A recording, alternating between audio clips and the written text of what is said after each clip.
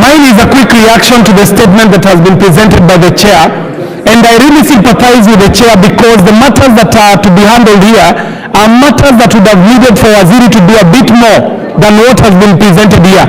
Madam Speaker, the questions that were asked by the Honorable Benjamin Gaviro Mwangi had everything to do with the fairness, especially as concerns Nairobi constituencies. And Madam Speaker, this response just falls short of insulting the members of Nairobi, because it is just making what we would call just general statements, Madam Speaker, in response to a very critical question. The question was, does the fairness apply across board up to cities like Nairobi, where we are having our recruitment happening from one center at Nyayo Stadium, where we know even in the rural areas, these have been brought down to the sub-counties.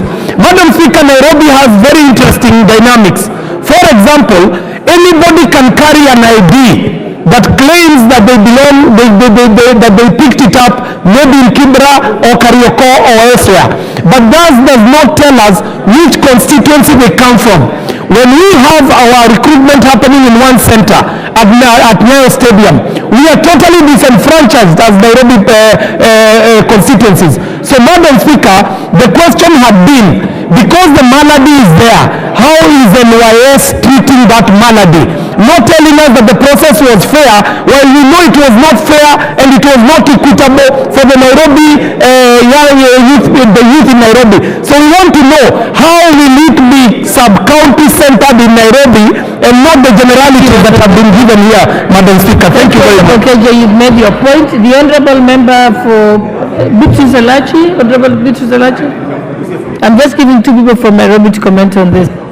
Thank you, Madam Speaker. Madam Speaker, just to follow on what the member of the Great South has said. Madam Speaker, I think what should be done and what the National Youth Service and the whole team that goes out for recruitment should do is to ensure, just the way you have done each constituency, then the 17 constituency, each of them to have their day of recruitment. And also, Madam Speaker, in that same scenario, they need now to inform us, this last recruitment, how many people came from each constituency? That, I think, was the most simplest thing that Nairobi was requesting, and I think they need to also tell us, is it a policy they only did for Nairobi, or how did they come to define that Nairobi we can park everyone at Nyayo Stadium and have a recruitment? Thank you, Madam Speaker. The Honourable Member for Embakasi, Honourable Ulwatch. Yes, Honourable Anthony Ulwatch, I can see you. Give him the mic. Give him the mic. And be brief, please, because I was just... Thank you, Madam Speaker. 2 minutes. Yes, Madam Speaker, this matter is one that is very grave and central to members of Parliament of Nairobi. The crux of the matter is one that speaks to the question of equity, equalization, and equal opportunity. Nairobi County comprises more than 3-point-something million people.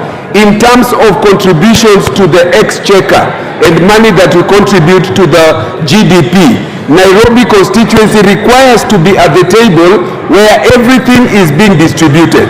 The idea that you can put 17 constituencies in one single place called Nyayo Stadium is an opportunity for people to give the opportunities that are supposed to accrue to Nairobi to other people. I have heard the chair speak to the question of this decentralization would occasion additional budgetary implication. If that be the case, the Constitution itself has no limit to the amount of money that should be put in order to see implementation.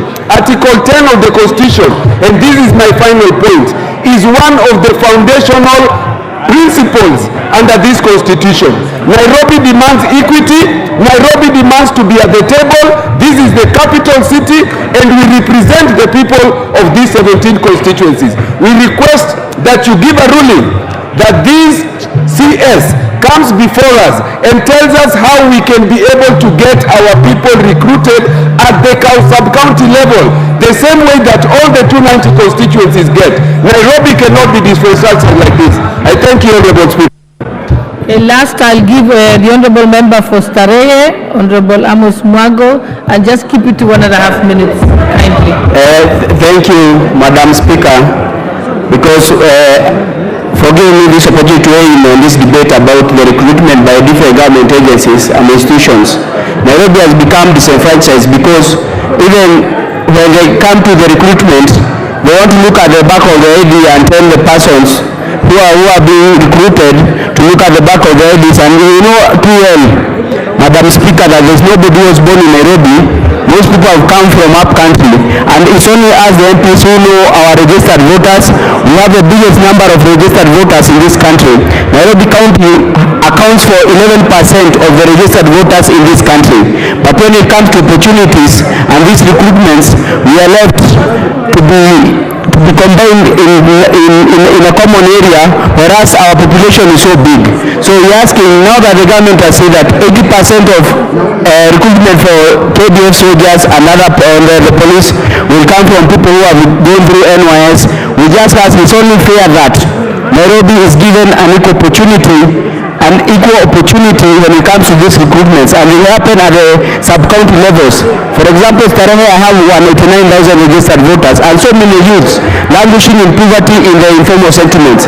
If they are not given these opportunities, they don't have a chance in life to make their life better. We have the highest number of people who have not gone to school, and these people depend on these government jobs, and it is only fair that Nairobi be considered. Even in matters of population, they be given more opportunities and more slots in these recruitments. Thank you, Madam Speaker. I submit. Honorable Chairperson, I will just give me 2 minutes to respond or clarify. Thank you, Madam Speaker. Madam Speaker, as the norm of this House, when a question is asked at the floor of the House, the committee usually... Madam Speaker, if now we can invite the Honorable Cabinet Secretary and invite the Honorable members to a meeting so that they can be able, if they are not satisfactory with the answer that I have read at the floor of the House, so that we can come and answer to them directly and invite them to our committee. That is my suggestion, Honorable Speaker. Thank you. It's so noted. Next is a response by the Honorable Silma, Chairperson for the National Government Constituent Development Fund. You're responding to the question by the Honorable Member for Soy. What? There's a problem in the fund. There's a problem, sound problem. Madam Speaker.